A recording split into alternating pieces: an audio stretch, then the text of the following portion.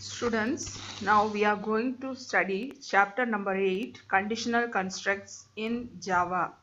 This is part 1, Conditional Constructs in Java. So, what are called conditional constructs? Conditional constructs are specific statements that allow us to check a condition and execute certain part of code depending on whether the condition is true or false. Okay, so conditional constructs means we are going to check some statements. Okay, conditions before executing the statements. Okay, so the condition should be either true or false. That is called as a conditional construct. First of all, we are going to see if-then statement. The if-then statement is the most basic of all the control flow statements. It tells your program to execute a certain section of code only if a particular test evaluates to true. It has the following general syntax. So if test expression, whatever condition is there, that should be test here. Okay, so if the condition is true means it will execute the block of statements inside the curly braces, otherwise it will terminate the loop. Okay, so for example, here two values a and b. If the value of a is greater than 50, so here we are checking the conditions. If a greater than 50, then we have to execute the following statements: c equal to a plus b, d equal to a minus b.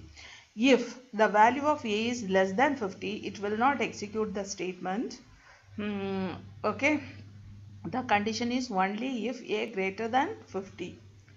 So if the value of a is less than 50, then it will not execute the statement, it will come outside of the loop.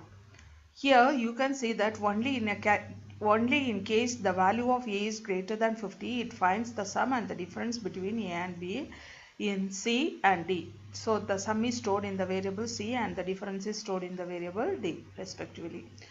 But if the value of a is not greater than 50, the execution skips the statements in the block marked between the opening and closing brace and continues with the next statement.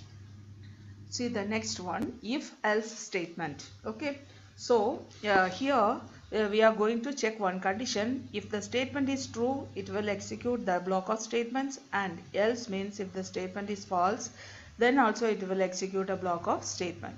So if else statement allows us to check a condition and execute certain parts of the code depending upon whether the condition is true or false.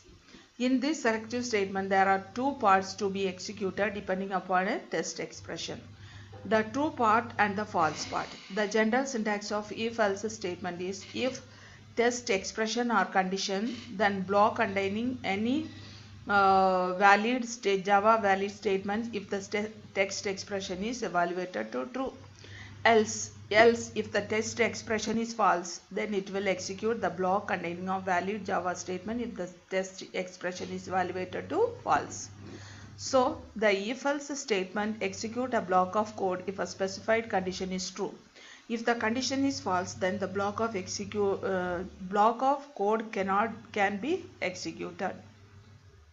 Next, for example, if a greater than b, system.out.println a is the largest number.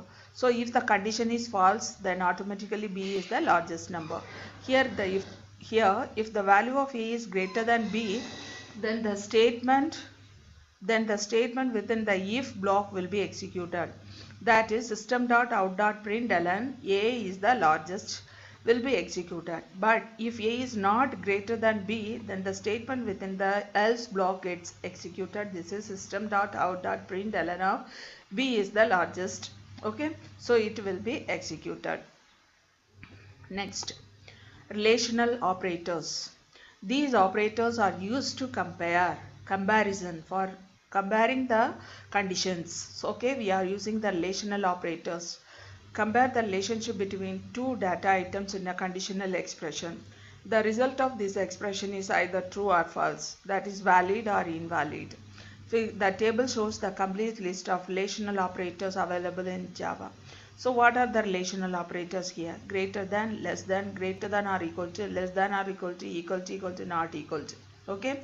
This is greater than, less than, greater than or equal to, less than or equal to, not equal to. The relational operator,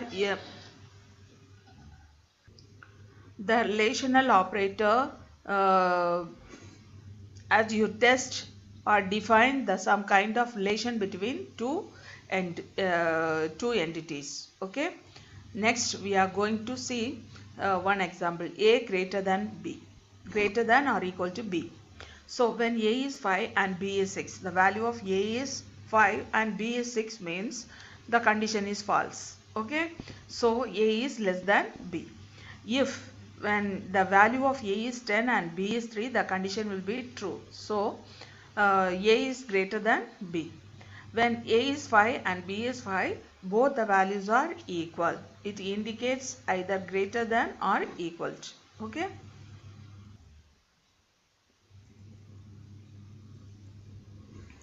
Next, we are going to see the logical operators.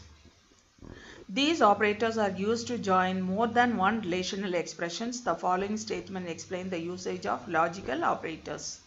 First one, if I have a pen and is a logical operator and a paper, it is possible for me to write. This is an examples of and join where both the conditions needed to be satisfied for the resultant to be true.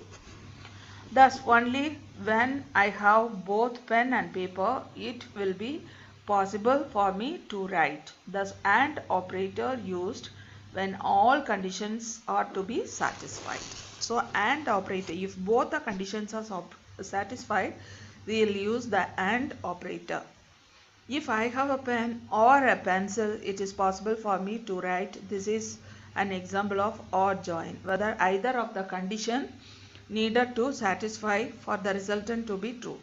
Thus, if I have a pen, I can write, or if I have a pencil, still I can write. Thus, OR operator is used when either of the conditions needed to be satisfied. Then third, if it is not that I don't have a pen, it is possible for me to write. Okay, not operator is if I don't have a pen, it is possible for me to write. Here see how the not operator is used to negate a condition. The logical operators are used to combine simple relation statements into more complex expressions. So now we are going to see nested if. Nested if means we are using more than one if statement inside the if statement. Nested if is an if-else statement within a if block or within a else block. It takes the following general form. If test condition, then open curly braces. If test condition true, then it will execute. First it will check the first condition. Okay. If the condition is true, then it will come inside the second condition. Here, if the condition is false, means it will not go inside this condition. It will terminate the loop. Okay. So, if the condition is true, then it will come to the next condition. If test expression 2, then it will execute a block of statement. That if the inner condition is false, then execute the next condition after the else statement. Okay. Then it will exit and again it will test the first expression. Okay. And if statement inside another if statement is called as nested if statement. Now we are going to see a program to find the largest among the numbers without the AND operator but using nested if statement. So static void large of, here we are using three variables A, B and C. If A greater than B. Okay. First we are checking that A greater than B or not. If the condition is true means we will go inside the loop if A greater than C. So if the condition is true means A is the largest number. Else, so if the condition is false, then it will go here system.out.println of C is the largest number. Okay. So if the first condition is, here we have checked the first condition, A greater than B. If the condition is true, means we will execute all the statements inside the inner block. If the condition is false, means we will check if B greater than C. So if the condition is true, means B is the largest number. If the condition is false, means C is the largest number. So this is the program that indicates the nested if statement. Now next one is the if else if ladder statement. So if else if ladder. In this system of if variant, a chain of ifs is in which statement associated with else and if. It takes the following general form. If test condition 1, then it will, if the condition is true, means it will execute the statement 1. Else, if the condition is false, means it will go to the else part. Here it will check the next condition. If the condition is true, means it will execute statement 2. So here also if this second condition is false, it will check the next condition, else if condition 3. If it is true, it will execute the statement 3. Like this, it will check all the condition till number n. So if all the conditions are false, it will go to the default statement, that is statement X. Okay, this is called if else if ladder. The if else if ladder is a way of putting multiple ifs together when multi-path decisions are involved. The next is, the following example shows the formation of grade depending upon the marks of the students in the school.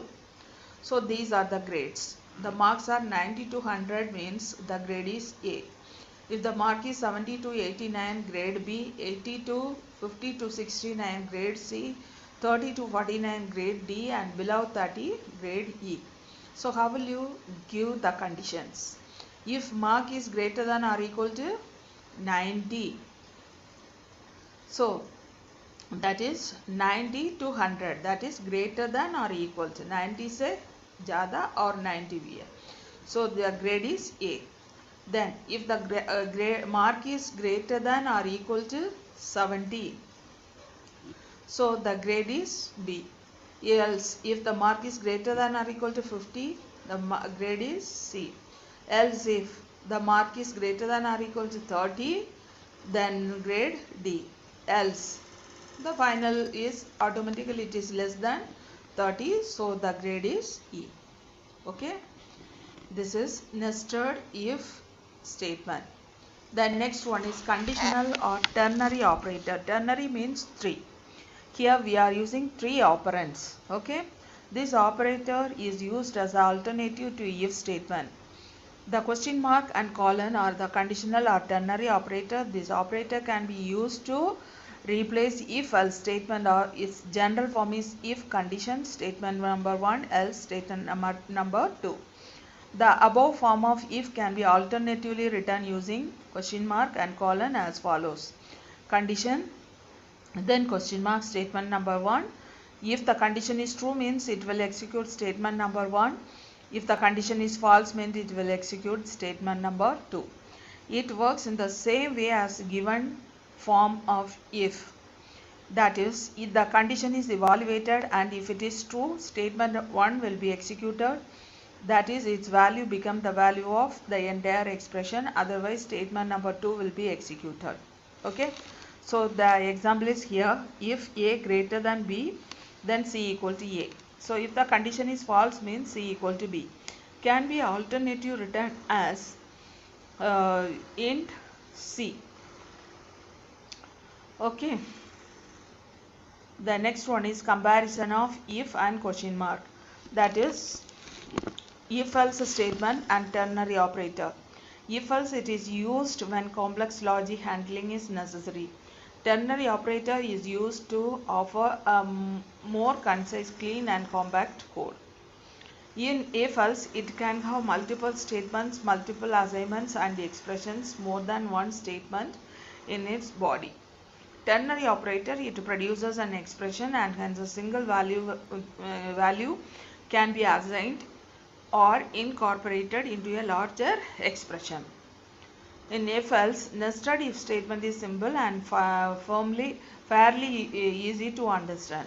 Ternary operator, it is nested form become complex and difficult to understand. Then switch statement. The switch statement allows a variable to be tested for equality against a list of values called case. So here the syntax of the switch statement is given as switch expression.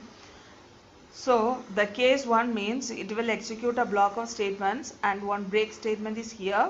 So it will, if you give case number 1, it will execute the statement inside the break and the case 1, and there it will stop, that is the temporary exit.